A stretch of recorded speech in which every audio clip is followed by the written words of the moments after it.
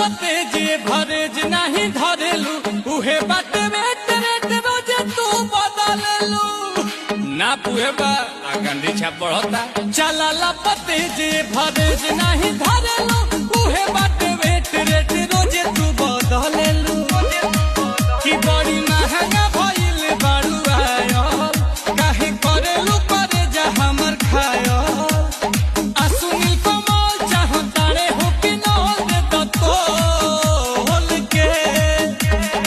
असुनी कमाल चाहतारे हो कि नौल दे तो होल के बढ़ता ओए होए होए होए होए होए बढ़ता जवानी जैसे भाव पेट्रोल के बढ़ता जवानी जैसे भाव पेट्रोल के।